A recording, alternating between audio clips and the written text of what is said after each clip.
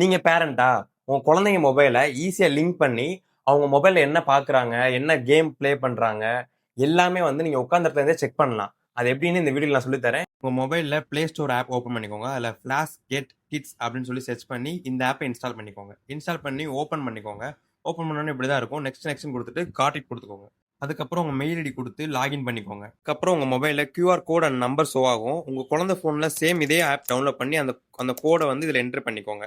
Enter பண்ண அப்புறம் கீழே பார்த்தீங்கன்னா நெக்ஸ்ட் ஆப்ஷன் இருக்கும். நெக்ஸ்ட் கொடுத்தீங்கன்னா உங்க ரெண்டு ஃபோனும் வந்து லிங்க் ஆயிரும். லிங்க் ஆன அப்புறம் இப்படி தான் ஷோ ஆகும். இப்போ எக்ஸாம்பிளுக்கு ஸ்க்ரீன் மிரரிங் இருக்கா, அதை கிளிக் பண்ணீங்க அப்படின்னா உங்க கிட் ஃபோன்ல அவங்க என்ன பார்க்குறாங்களோ அதே ஆப்ஷன் வந்து உங்க மொபைல்ல ஷோ ஆகும். இப்போ கேமரா ஓப்பன் ஆனாங்கன்னா அவங்க என்ன கேப்சர் பண்றாங்கன்றது உங்களுக்கும் ஷோ ஆகும்.